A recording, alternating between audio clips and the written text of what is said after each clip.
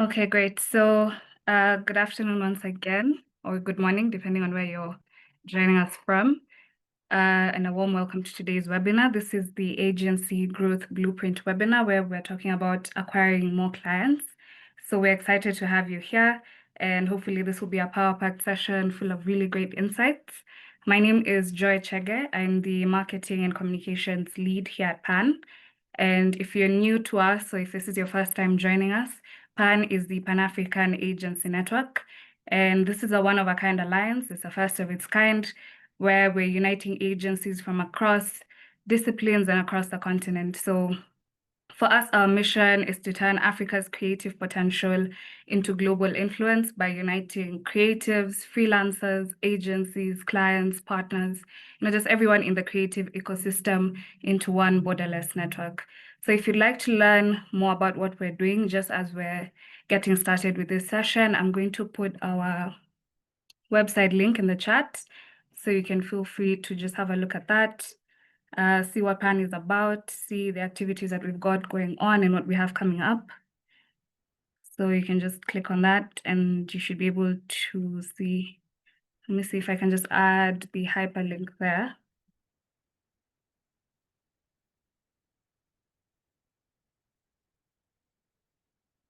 There we go. So you can click on the link and it will take you to our website. You can have a look at just some of the things that we're doing as PAAN and how you can get involved. But for today's conversation, this is one we think every agency leader, strategist, business development specialist can relate to, and that's how to consistently acquire and retain more clients in an ever-changing market. We know this is a time of a lot of evolution, a lot of new technology. So how do you continue to innovate and create strategies that help you acquire clients? So we have two incredible speakers who'll be joining us to share their experiences, their insights, their lessons, some practical frameworks as well that you can use for growth.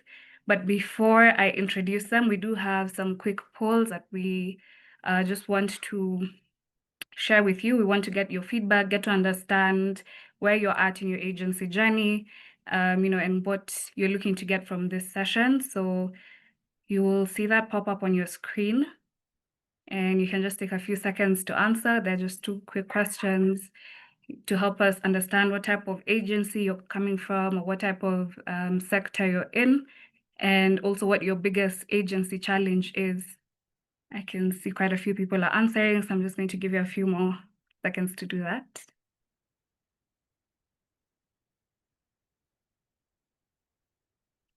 All right, so from what I can see, we have a lot of creative and advertising agencies. We have digital marketing, few people from PR and comms.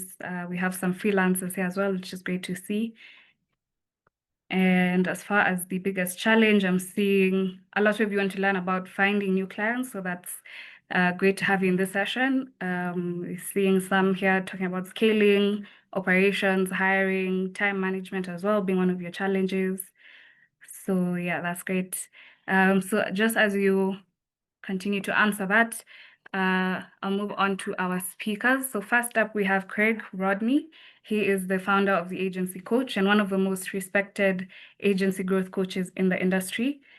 Craig started his first agency at just 26, and this was a technology-focused PR firm that eventually became Cerebra, which is Africa's largest social media marketing agency at the time. Then in 2013, he and his business partner sold Cerebra to WPP, which marked one of the continent's most successful agency exits. Since then, Craig has coached over 100 agencies worldwide, helping founders grow, scale, and sell their businesses. He's also created some programs, including Agency to Exit and Escaping Small, which are designed to help agencies drive profit, growth, and structure.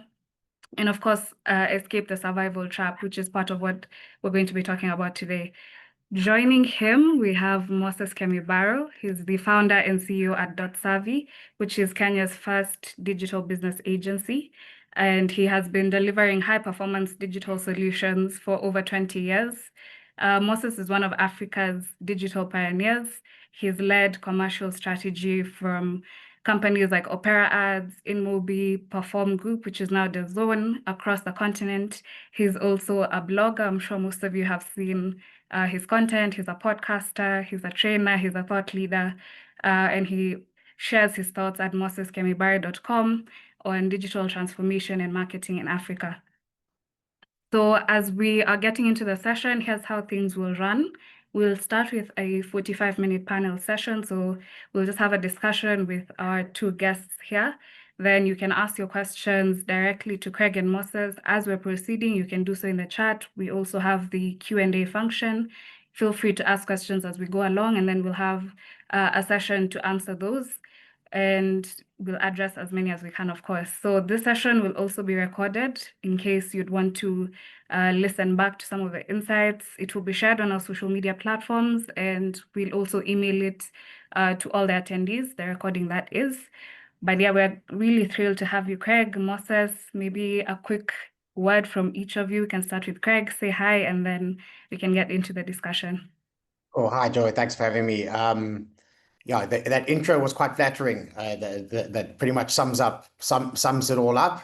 I think the most important thing for today, though, is the issues and the things that the attendees are looking to learn here. It's quite common, it's shared by most agencies that I work with, is trying to figure out how do we grow revenue, how do we win more clients, how do we remain profitable and scale. So it's going to be a great discussion. I'm looking forward to it.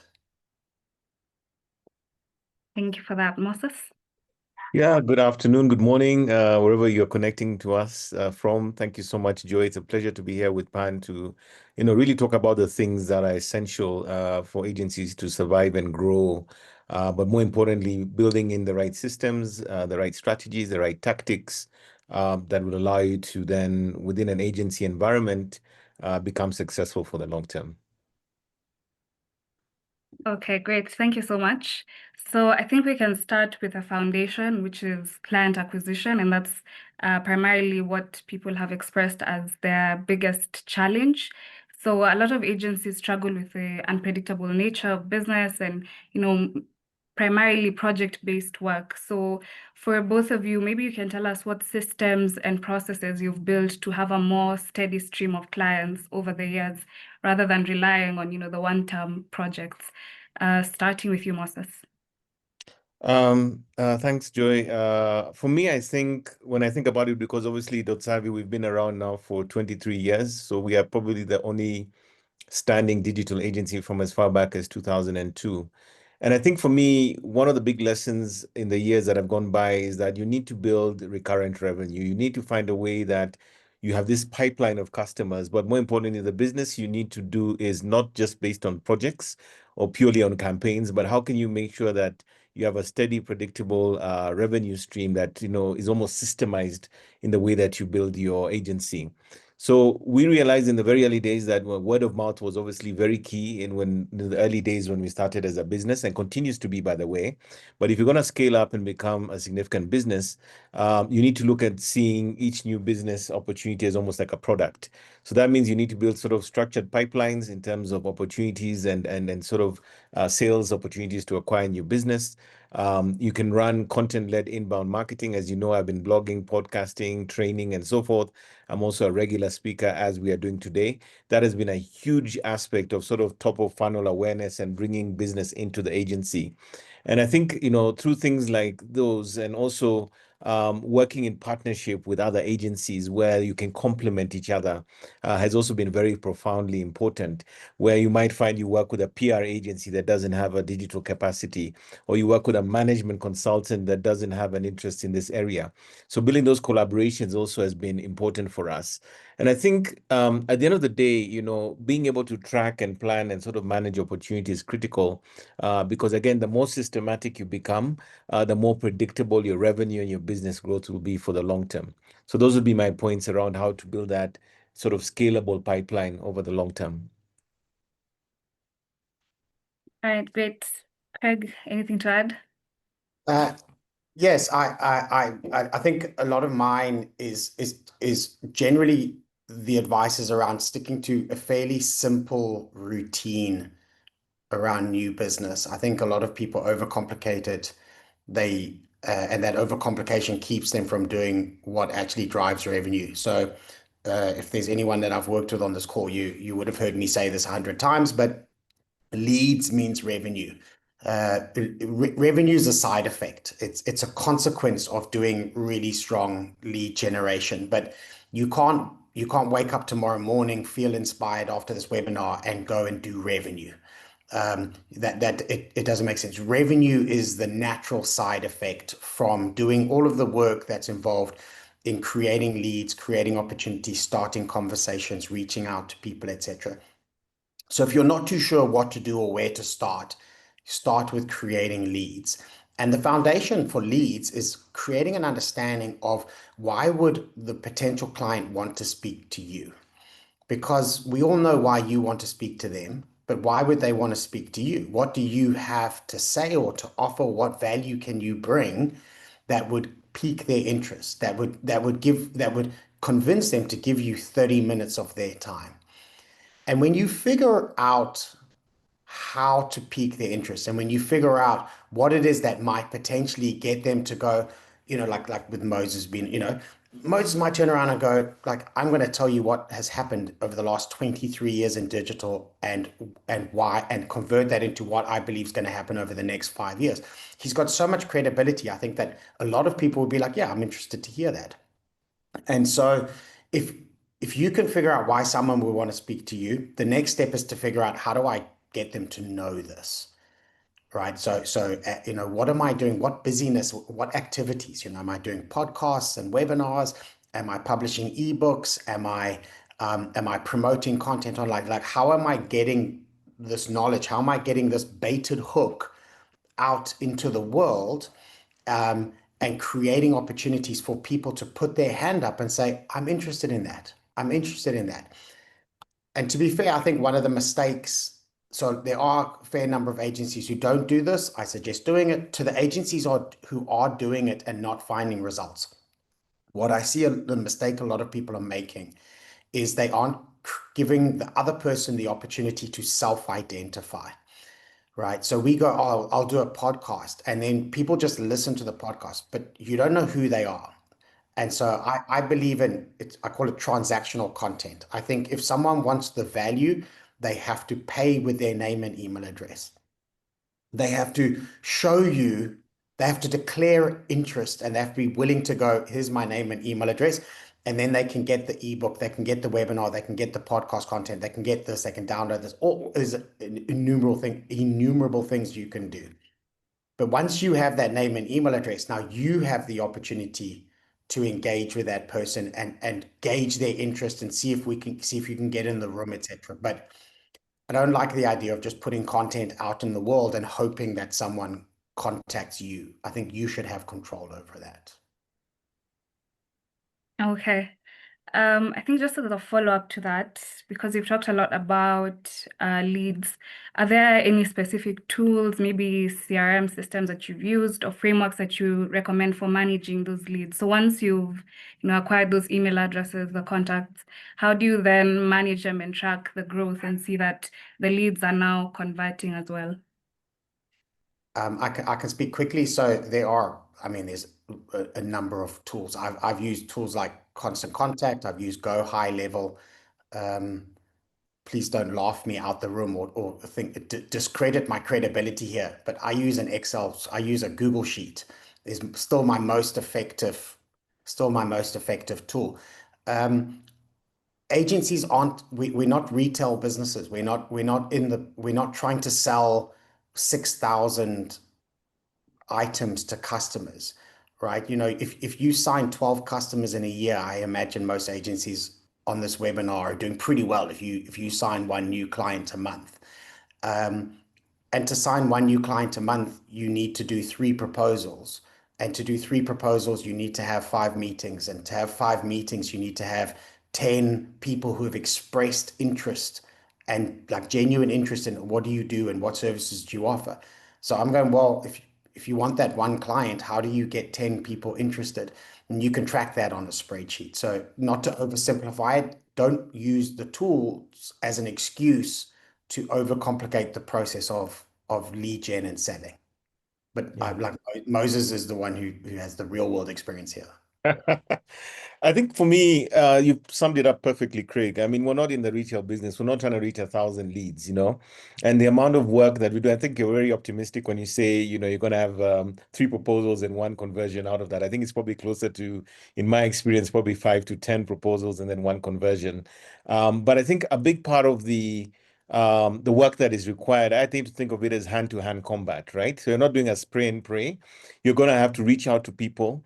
You need to be meeting people. You need to be networking with people, being at forums, being at conferences, being at events.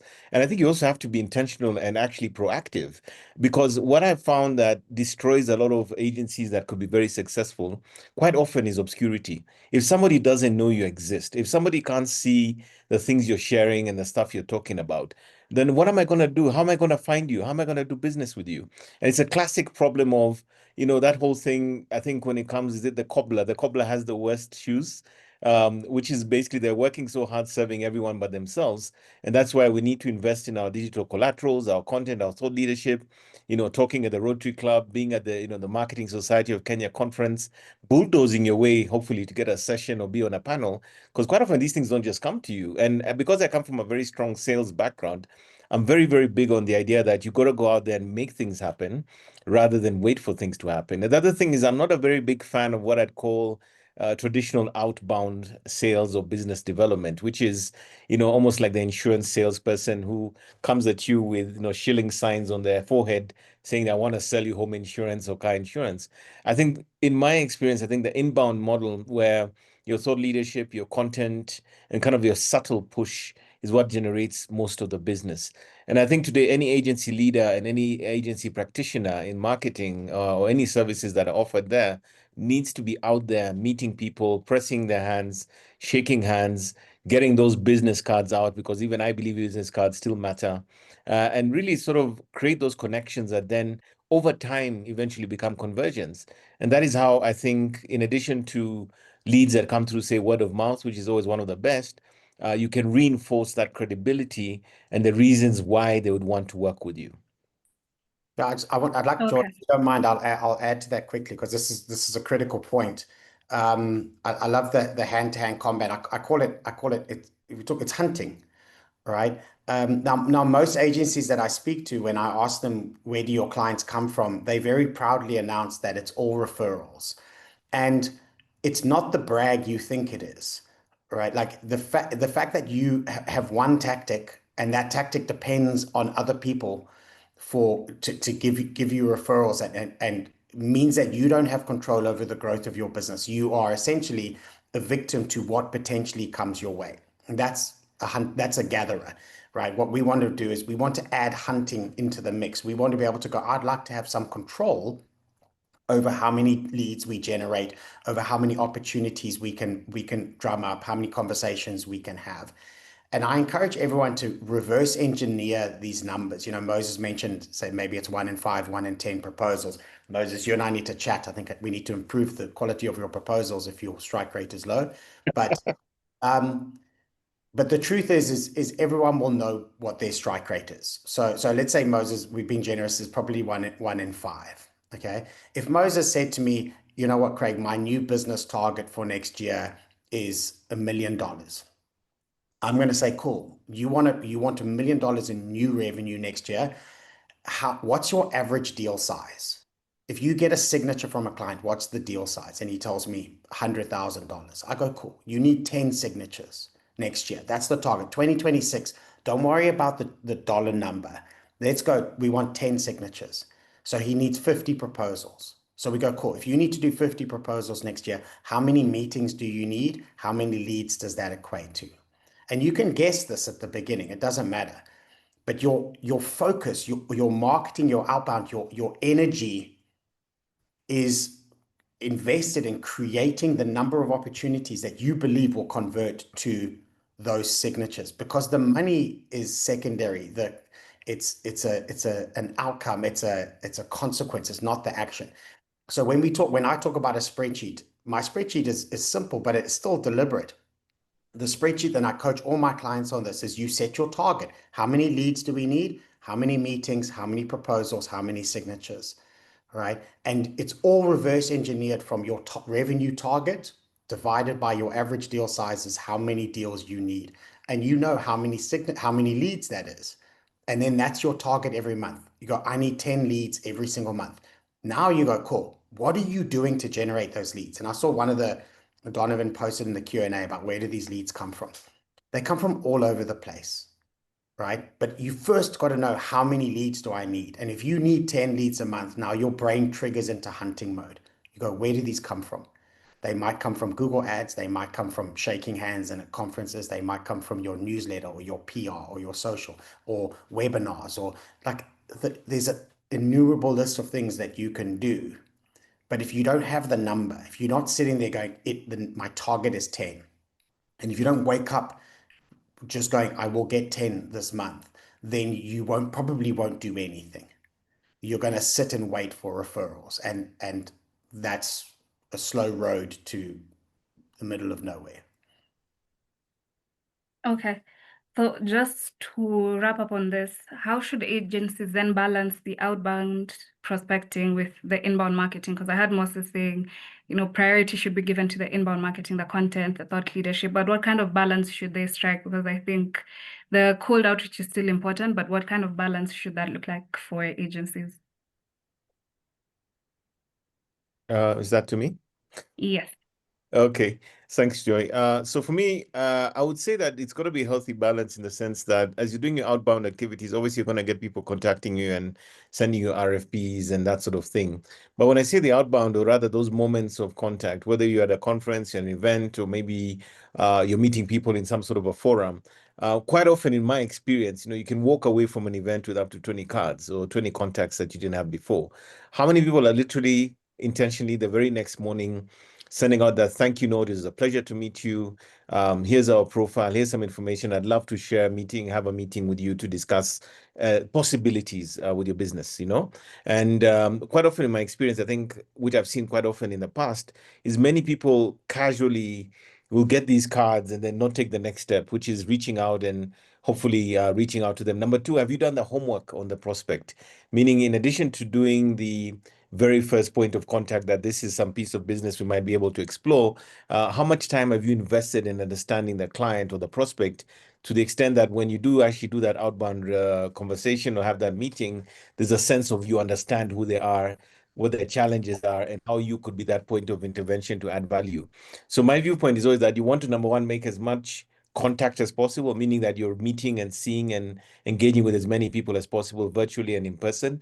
And then from that point of view, you're then able to sort of create those meetings that are then going to result in those proposals, which in turn will result in those business opportunities actually being realized. So I would say, from my point of view, maybe a healthy balance could be 50-50, meaning that you are deliberately creating content and outputs and things that are going to create awareness for you and your brand as an agency. And then the other 50% is kind of this hand-to-hand activity where you're going out, communicating with people, making those phone calls, and literally instigating the opportunity to actually come to fruition. Yeah, I can add to that as well.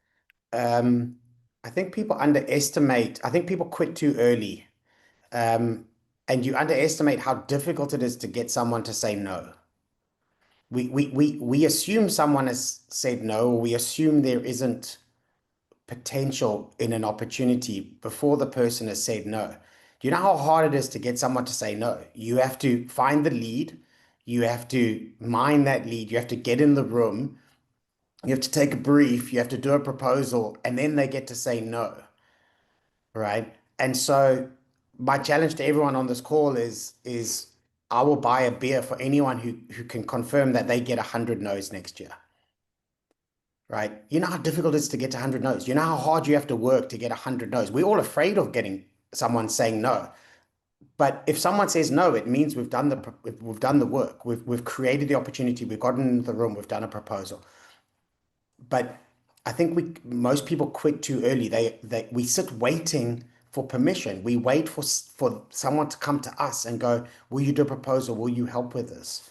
Right? We need to be a bit more bold and ask and say to people, hey, is there opportunity? I want to come work with you. I'd love a project. And they go, no, there's no opportunity. You go, come, just a little project. But I challenge all my clients. I go, actually try get the no. Put it up on the wall. See how many no's you can get this month. And it's embarrassingly low. It's so difficult to get someone to say no because you have to do all the work. And what also happens is people start saying yes.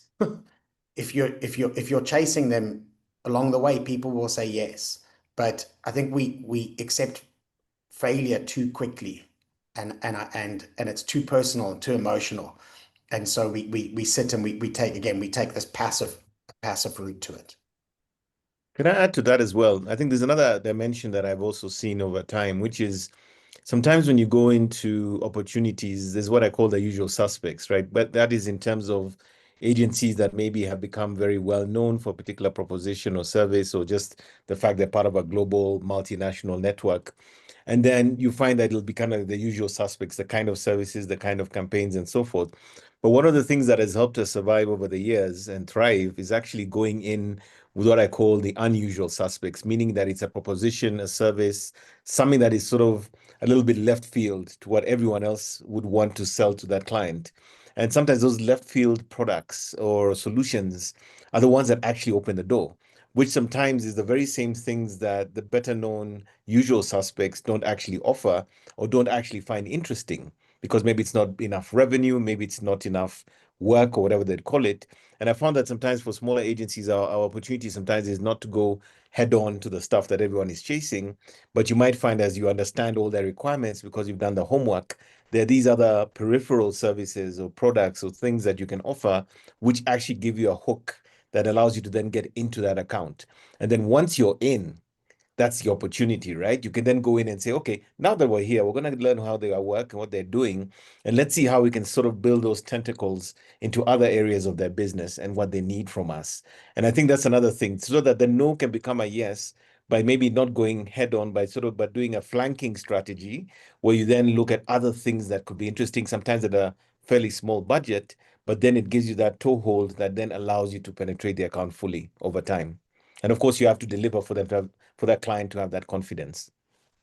Yeah, they call it the land and expand, right? Is you first got to land any piece of work and then you can expand it. But Moses is 100% spot on. It's brilliant.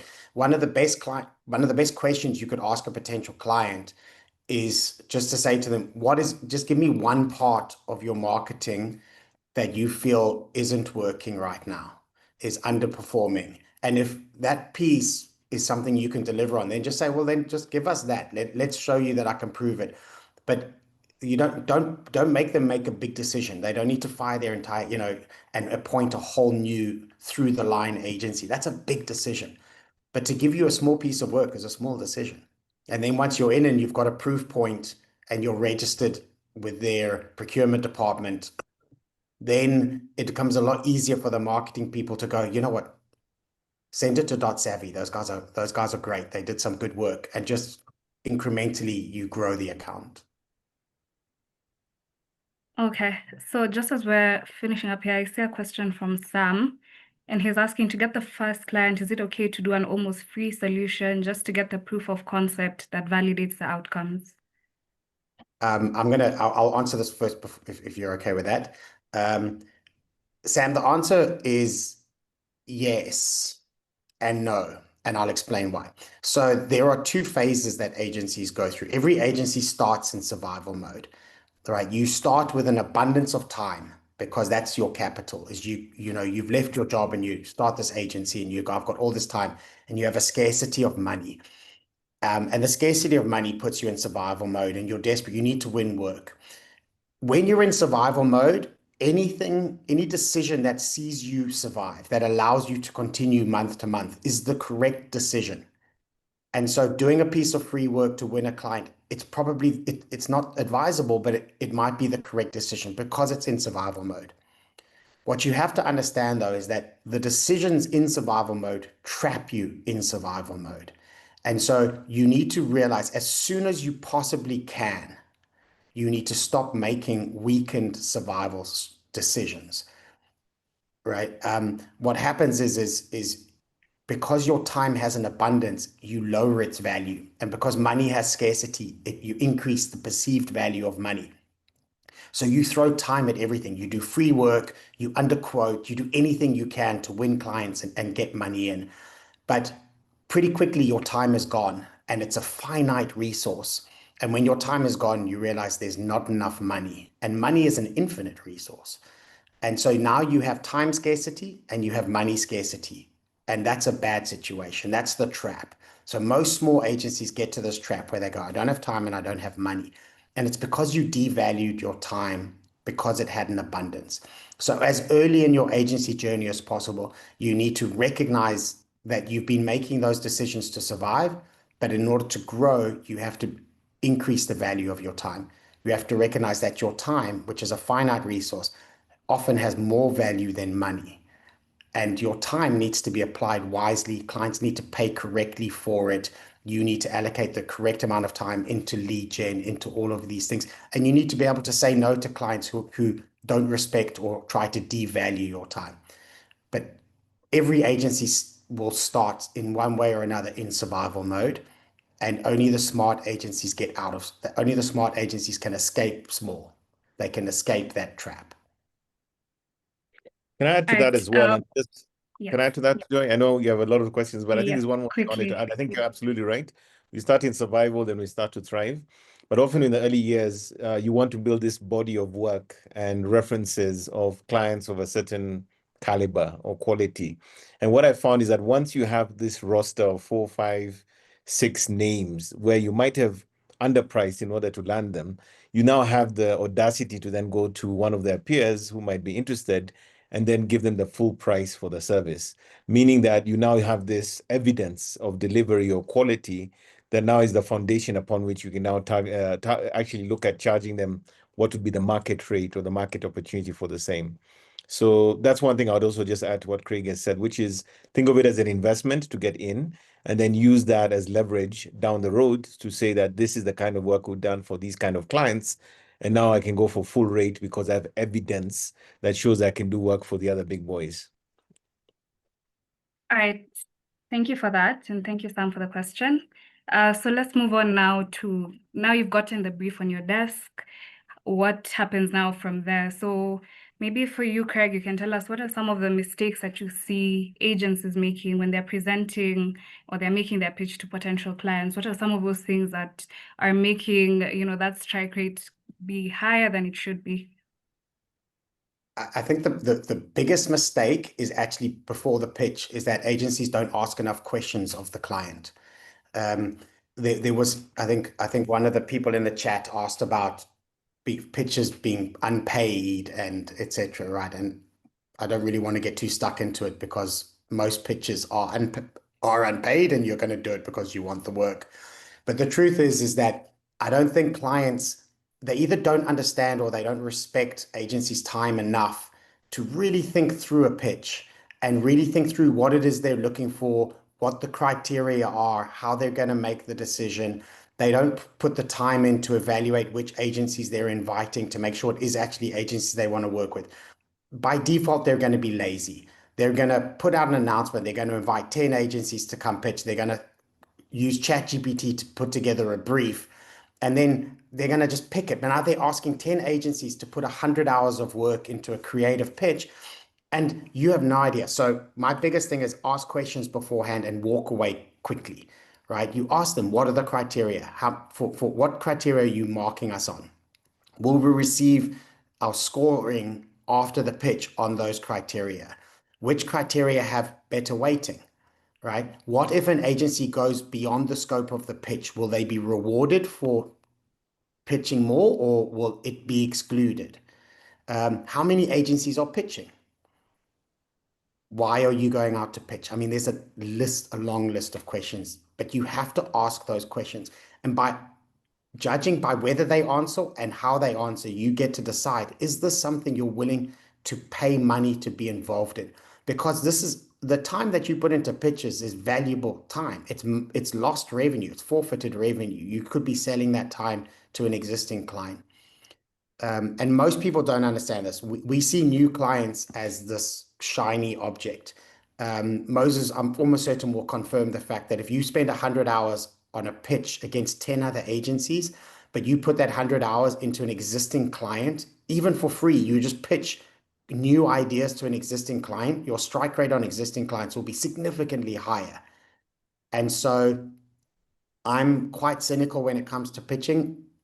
I believe that you should only pitch on clients that you believe you have a fair chance to win, where things are in your favor and where they're taking it seriously. And I think you need to you have the right to hold them to account and ask them difficult questions and make them respond to everything that the information you need, because you're about to invest this time. Okay, and to you, Moses, what is your formula for crafting now that winning proposal? So how do you ensure you're addressing the true problem? Because I think for agencies, a lot of the time you want to demonstrate creativity or you want to have this big idea, but how do you ensure you're balancing that with demonstrating value and addressing the true problem that the client has? I think I'd probably reflect on what Craig has just said, which is that I think the winning proposal doesn't shout louder, it listens deeper, right? That means you need to spend more time understanding what their issues are, what their problems are before you actually then submit a proposal. And what I found in one of the formulas that we use is that the most successful proposal really begins, in my opinion, with almost a sense of empathy, right? Do you understand their business challenges? How are you going to actually add value? It's not about bright and shiny things, which I'm sorry to say this, but sometimes very creatively led agencies are more concerned or more mesmerized with the fact that they're super creative rather than solving a business problem. And from that point of view, therefore, like we call it the digital value quadrant, right? So we think there are 4 things that are critical that should go into that proposal. Number one, it must start off by speaking to them about the problem or the business challenge that they're having. Thereafter, we need to look at maybe achieving 1 of 4 things, which is, does the proposal, number 1, help them build brand awareness or visibility as an organization? Number 2, is it going to actually generate sales? I know that's a bit of an awkward one sometimes for agencies, but if your proposal is not speaking into things like sales, especially in the context of the new or the next normal that we live in now, post-COVID, where everyone is looking at the bottom line, we need to think about how is this actually going to generate sales? Number 3, is it going to help the client potentially improve service delivery, meaning that, whether it's a nice fancy AI WhatsApp chatbot that is going to now allow them to serve customers better, does it do that? And then ultimately, clients are also looking at ways of reducing costs. And I'm sure, Joe, you know this because we've been with you in the past, but there are clients where we know for a fact that they were spending, several millions of shillings on, traditional marketing. And thereafter, when we went into a digital approach, they were spending something like a quarter of that money and still achieving higher results. So if you cannot translate your creative idea into business outcomes in that proposal, you're going to have a problem. And then I think design and clarity also matters, right? So every proposal, in the way you craft it, in the way you present it, is almost like storytelling. It's got to be a narrative that is, beautifully presented, visually engaging, concise, also load in the data, because remember, you're speaking to different stakeholders on the client side. Some people love the visual design. Some people want to see the numbers or the thought process behind how that revenue is going to be impacted through your proposal. And of course, when you lose, and this is something that I do all the time, conduct a postmortem, ask yourself, what is it that we got wrong? Call that client and ask them, look, I would like to understand where we fell short. What did the other guys do that we didn't do? And sometimes clients are incredibly surprised, or prospects, because they're like, well, why do you care? Like, I need to know what I need to change. And that way, then these ideas and insights come back into the proposals, come back into the pitches, because that continuous iteration and refinement of your pitch or your proposal ultimately allows you to become better and more successful. So I think at the end of the day, winning and creating those proposals that actually convert is not just a one-off thing. I think it's a habit or a discipline that you need to develop over time, and you need to build those muscles that allow you to continuously refine, iterate, and improve. So the strength of your proposals, literally from the first sentence, should stand out and be very clear to the client, like, these people are speaking to me, they've understood me, and they're addressing my business challenges through this document that they've shared with me. From the very first sentence, don't start off with, these are the 5, 10 clients that we've served. This is the revenue we make. These are the awards that we've won, which, I'm sorry to say this, but front loading that, I think, is very arrogant in a proposal. You want to put that stuff at the end. You want to start that conversation literally like a first date and say, hey, this is my name. I want to know everything about you, and I want to serve you. And these are the things I know about you, and this is how I can solve your problem. Joy, I have to add something quickly, sorry, but just on something Moses said there around understanding what the criteria are that they're deciding on. The one question you have to have answered is, who's going to be in the room in the pitch, right? Because If it's only the marketing team, there's a higher likelihood that shiny will win, right? Creative will win. If the CEO's in the room, then it's probably strategy. If the CFO's in the room, it's probably price. If everyone's in the room, then they're most likely going to choose the agency that balances all three the best. But you've got to understand who's in the room, who are you pitching to, who the decision makers, and ask them, what are your decision criteria? What will you favor? A lot of the time that it becomes a disqualifier. If they say it's going to be based on price, they probably won't. But if you think it's going to be based on price and that's not your agency, then you get to decline and you get to save yourself a lot of the opportunity. I think far too many agencies, and going back to this, your strike rate, your success rate on pitches, increases simply by saying no to every opportunity. Or sorry, not saying yes to every opportunity. You should be far more strict on what you will pitch for and what you won't pitch for. Okay, so in the interest of time, I do want us to wrap up with a question here from Busayo, who asked, do you have any hacks on how to follow up after a proposal has been sent to a potential client or potential key partner to improve success rate? Maybe Moses, you can address that very quickly. I'll give you each, let's say 1 minute to give us a few hacks, a minute each to do that. Yeah. I think the style and tone of communication thereafter should almost be very cordial, very professional. And you're essentially saying we're delighted that we had the opportunity. We'd love to understand, what the next steps are or what the outcomes are.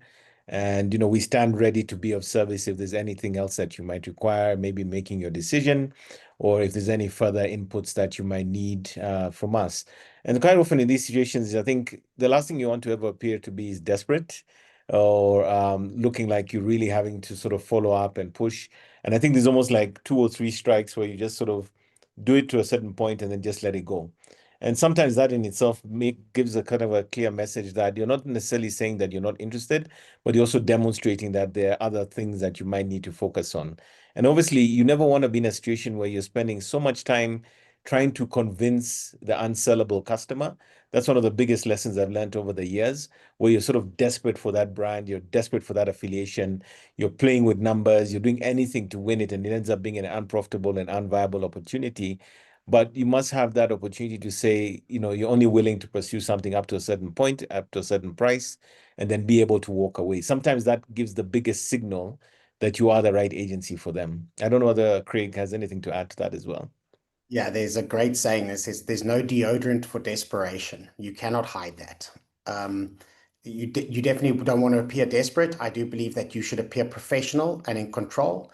And I think you should be willing to set boundaries and hold the client to account on the fact that they have asked you to execute a significant amount of work for free, which means you should be able to say to the client quite firmly, when will we receive feedback, on which date will we receive feedback, and be able to follow up and get that feedback. And if they say, sorry, you didn't win, you should seek to book a meeting with them to do a feedback session to understand why you didn't win, where you can improve for next time. I think we cower too much. I think we just, we didn't win. I'm like, no. They asked you to work for free. I want my value back. If we didn't win, the value I get for having put in that effort is I get to learn and improve for next time. And you should hold them to account. But I don't like this. I don't like submissive. Polite, yes. Submissive, no. Okay, I'm learning a lot of new things from you, Craig. I think you have quite a few. So now moving on to retention, because of course winning clients is great, but being able to keep them is where I would say the real growth does happen. So to you, Moses, how can agencies turn those one-time projects into longer-term partnerships? What are those small things that you can do to make a big difference with your client retention?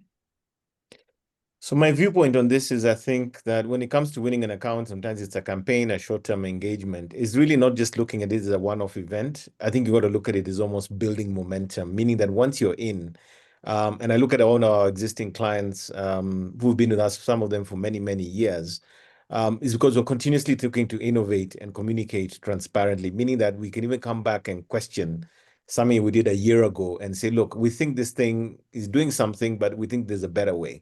And I think clients are always looking when they work with agencies for people who are constantly thinking, constantly on their toes, constantly prompting them, instigating new things, suggesting new things, sharing links and stuff, demanding a meeting where there could be something of additional value to bring to the table.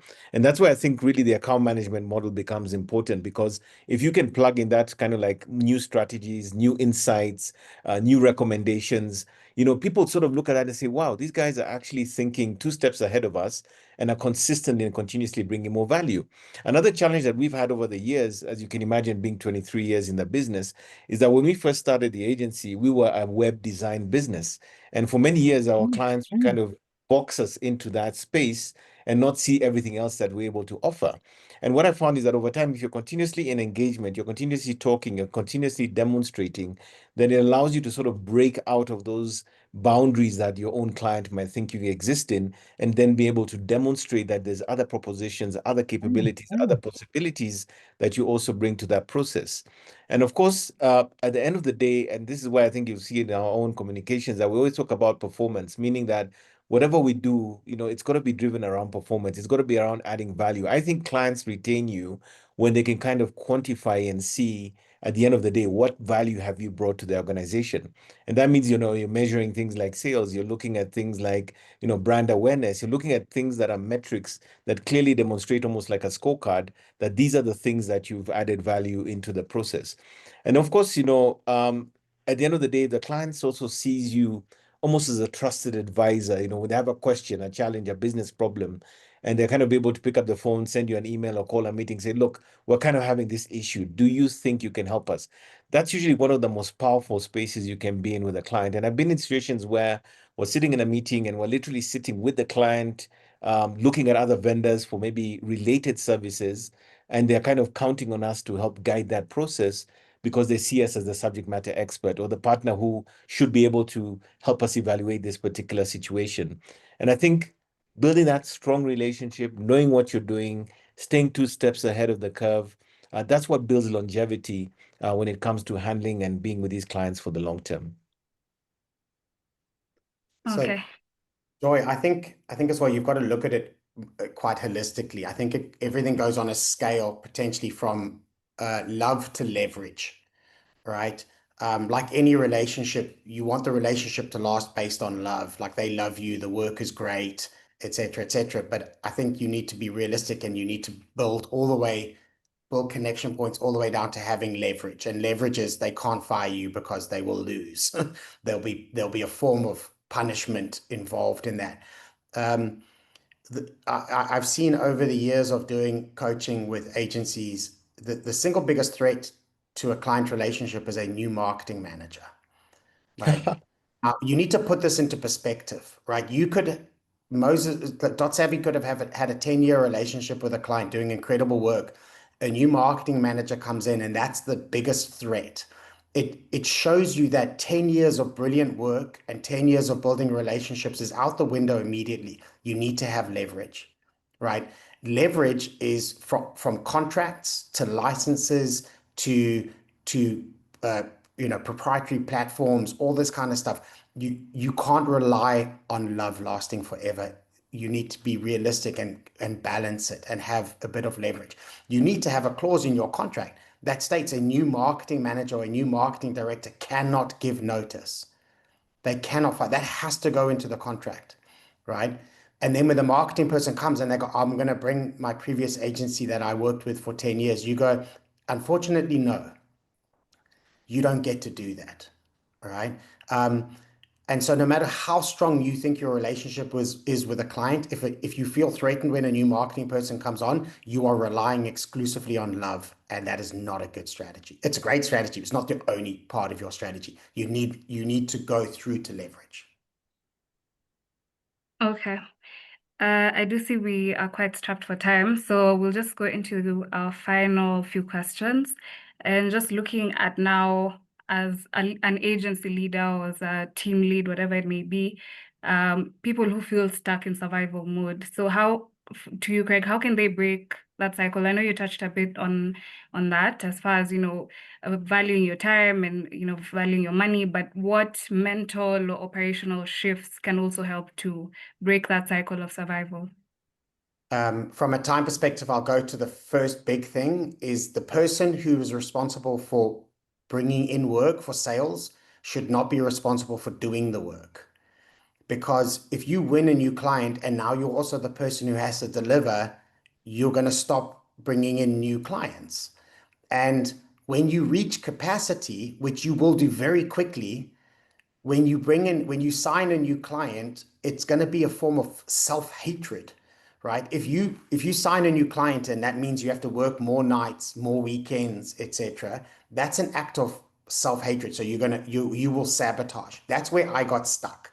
I was stuck as a small agency for 8 years because I signed a client, I had to do the work. So every new client made my life worse, right? And that's a really bad strategy for growing a business. Every new client should make your life better. It should give you more money, more opportunity, and more time to go back out and sell again. So you, as quickly as possible, don't be the person involved in the work.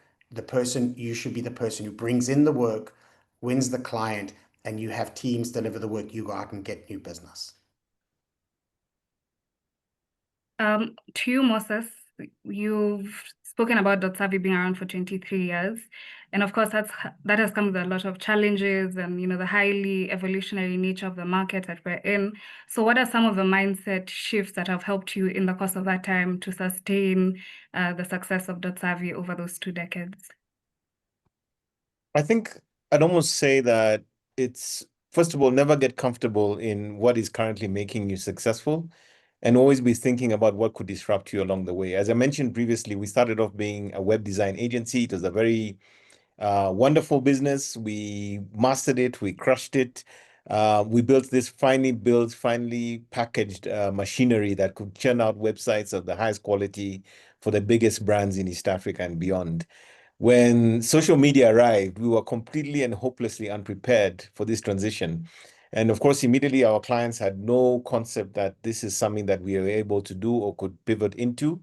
And that was a big learning experience in that whatever has made you successful quite often is not necessarily the thing that's going to be able to hold you together in the next 4, 5, 6, 10 years. So learning to be flexible, learning to acquire new skills, hiring people who have the skill sets for the new avenues of success or the requirements of the industry are also critical. But also, I think along the way, one of the biggest lessons that I picked up is that, you want to make sure that you're building a business that transcends you as the founder or the person who started it. Meaning, coming back to what Craig has said, you don't want to be the guy who's necessarily doing all the work. You can be very good at doing sales, which is what I do most of the time, but I don't have to be doing the building of the website or doing the social media content myself. I hire a team of people who can actually have those multidisciplinary skill sets to deliver the services for our clients. And that then allows me to focus on my core competence, which is building and bringing in clients and running the business, and then having a team that is competently able to then deliver on those requirements. And I think one of the things I would probably say there is that you need to be the constant learner, especially in an area like digital marketing. Things are changing so much. Right now, we're trying to understand how does AI play into what we're doing today? How does it play into next practices? And how does that transition what we've been doing all along to what is going to be required in the next 2 years or so? Where is the real value creation? One of the things that we noticed along the way is that there was a time where we felt that we're always the bottom feeders. They're the people who are doing the sort of the least valuable work. But now we find ourselves sitting in rooms where we are advising on strategy around marketing and the business requirements for our clients. So being able to sort of shift the goalposts, being able to transition and evolve as per the requirements of your clients, of the industry, or the sector, probably is one of the most important things that you can pick up when it comes to building that longevity in a business. Okay. Last but not least, just as a parting shot from the both of you, if you could give one piece of advice, just one, to the agency leaders who are here with us today, what would it be? I'm happy to go first. It's a fairly simple one to say, but harder to implement, is your time is the most valuable resource in the agency. Wherever your time goes is it will determine the future of your business. If you don't have control over your time, you don't have control over your business. And so be critical of every minute, every meeting, every block, and go, is this the best use of my time? Okay, Moses? Mine would be based on the number of years I've been doing this. I'd probably say assume nothing, test everything. And I'm saying this because there can be almost these comfort zones or these moments where you think you've got it all under control, that you think you've kind of figured out the playbook and you know what's happening. But in everything that you do and every day that you operate, assume nothing, test everything, validate everything. And I think that's critical because a lot of agencies, even today, as we're seeing with some of the bigger, including the international ones in our local market in Kenya, many of them are failing because they're using the practices of 10 years ago as their playbook for what's happening right now in the industry. And that's why they're struggling.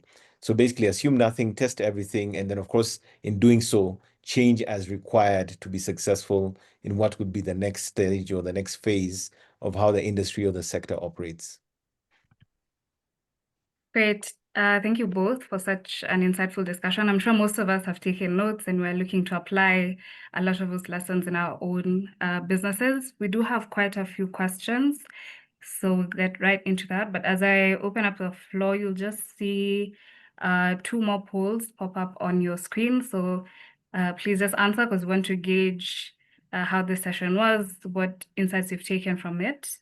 And as you're doing that, I'll go to a question we got here from Sam, who asked, for events, do ICP-specific events beat peer events? What value is there to be tapped in peer events? I think this is around client acquisition. Sorry, is that coming to me? Any of Okay. you, whoever, has a response, you can respond. Maybe Craig can take it. Sure. I'm just going to lean on what Moses said. You've got to test this, right? You've got to test if going to these events and shaking hands and that kind of stuff is going to create the opportunities. I like always being optimistic and going, something might work. This might be a good opportunity to create leads. If it isn't working, be really quick in making the decision and get out of there. But you have to do the work. I think Moses said something earlier that I hope people didn't gloss over, is when you collect business cards, that's not the success, right? My business partner always used to remind me, we don't celebrate the meeting, right? You celebrate the signature. Is getting the business card isn't the success. You've got the work. That's when the work starts. You're at the start line. Now you've got to do the follow-ups. You've got to create the opportunities, request meetings, chase, etc. And it's a bit of a grind, but anything that creates leads, that gives you names and email addresses of qualified leads, of people who might potentially work with you, that's where your energy needs to go. I hope that answers the question. Yes. There's another question here from Chanel. She says, I'm interested in your perspective on the unpaid pitching process. Our agency invests a significant amount of time and resources into developing creative concepts for pitches, and we often win these opportunities. However, we frequently encountered situations where the client's requirements change substantially after the pitch. For example, a successful pitch for a retainer might be scaled down to a single campaign. I'd appreciate hearing your thoughts on this. Moses, your turn. So for me, it almost feels like in many instances, the pitch is almost really an opportunity to demonstrate you have the competence or the capability to do the work, right? That's what quite often a pitch is. It's really the clients are trying to kind of see what's out there, who deserves the business or the opportunity that we have. But quite honestly, sometimes I feel that a lot of pitches are simply designed in such a manner to sort of surface the best ideas and to see what is out there without necessarily the intention or the budget to actually back it up. And that is actually very insincere and, in my opinion, not ideal. But at the end of the day, I think the nature of the way agencies work and how they win business, the pitches are very much part and parcel of how that model works, all right? And it's almost like the price of entry or the price to play in that, number one, is the pitch worth your time? Is it the right kind of opportunity? Is it the right kind of, has it got all the signals that this is really an actual pitch? Because again, you and I probably know of those scenarios where we go into pitches and you realize that the incumbent is going to stay on the job anyway. They just wanted to go out there and see what's out there as well. They had no intention of moving the account. But at the end of the day, I think it's almost like one of those embedded behaviors that we have to kind of accommodate to pitch so that we have the opportunity to do the business. And ultimately, if they're going to scale down the value of the business, then that is a possibility that could happen. But we need to accept it because that's part of the process. Now, down the road, if they are going to compress the business to a point where it's not viable commercially, then you as an agency have the opportunity to turn around and say, I don't think we can actually do this business based on the fact that the budget is significantly less than what we had pitched. And I think any agency that feels that it's not going to be worth their time and their money to do so can actually decide not to continue doing the engagement. I don't know whether Craig has anything else to add on that. Spot on. Okay. Craig, to you, you spoke up quite a bit on pricing. And Michael Musambi here is asking, how can you price your work in a way that you don't undervalue it and that you don't also overprice your services? Okay, so he said, is there a formula? And there is. So this is like very practical, so I'll give it to you. So the formula I use is, I believe that in a services business, each billable employee should be bringing in 3 times their salary. So let's say someone is on, I'm just going to use very round numbers here, someone's on $10,000 salary, they should be responsible for $30,000 of revenue and per month, right? And in order for them to get to their, and they have 126 hours, which is 6 hours a day or 21 days in a month. So they have 126 hours and they need to get to 3 times their salary. So the way you work out the rate is whatever the 3 times their salary is, you divide it by 126, and that gives you the number that will enable them to hit their 3 times salary target using 126 hours. So it would be in this, if the salary is 10,000 shillings or $10,000 or whatever it is, the target's 30,000 divided by 126. That's the hourly rate. Now that's an internal calculation. You would then need to test it against the market and some competitors and see if the clients are willing to accept it. But the truth is it's a services business. Your stock is time. You sell units of time. That's your business model. And each employee whose time is for sale needs to hit 3 times their salary for your business to be profitable. And you need to price each hour at the correct rate to enable them to hit that target. Which just to go off topic, it's why discounting or over promising or over delivering or under scoping is so harmful to your profit margin. It's because you are not empowering your employees with a high enough rate to hit their targets. So they will always be missing their revenue targets because you've devalued their time. I hope that answers the question. Yeah, I think that answers that quite comprehensively. We have another question from Sumera. She asks, for platforms like Akili TV that work with both agencies and direct brands, what are some effective ways to build a predictable pipeline when campaign budgets fluctuate across quarters? Okay,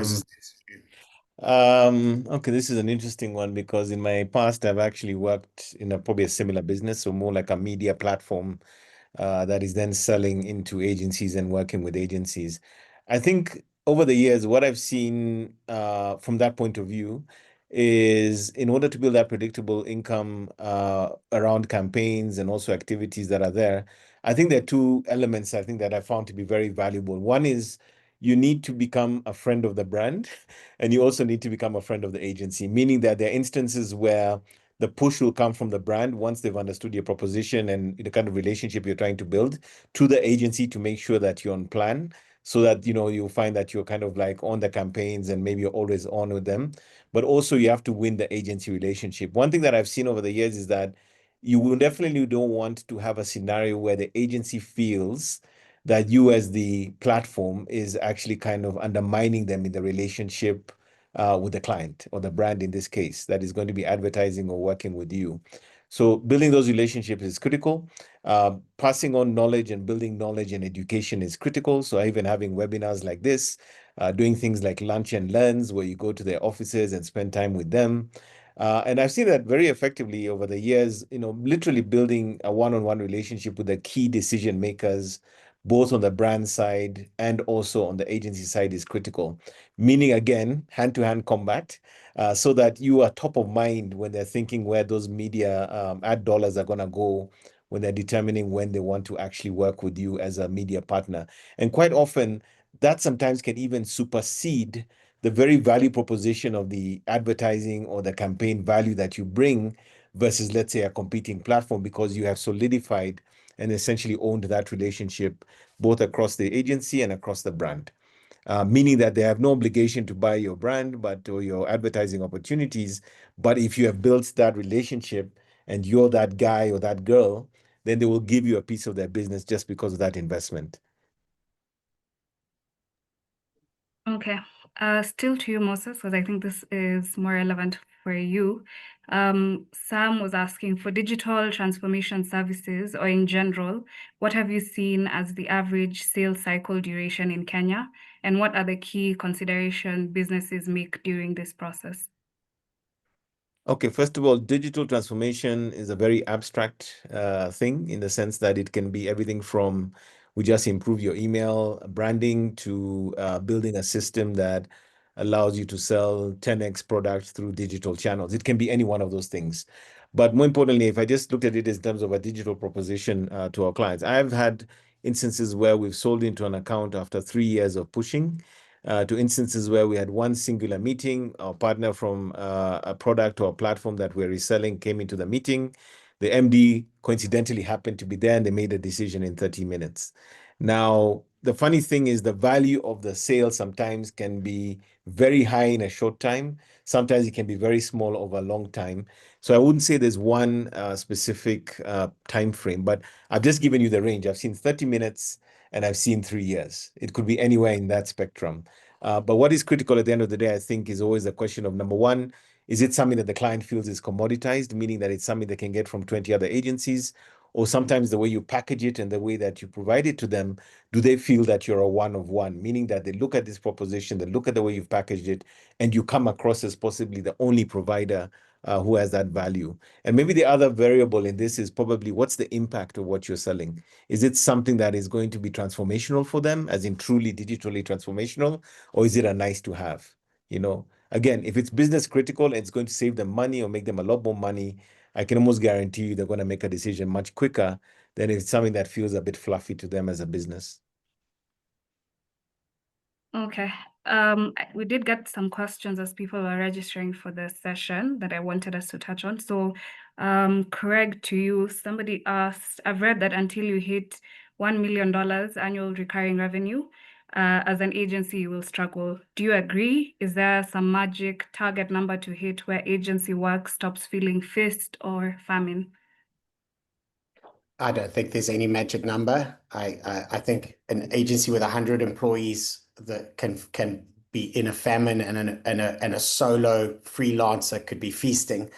I think the rule is, and this is something that I focus on religiously in my coaching, is that no matter what size you're at, you need to be profitable.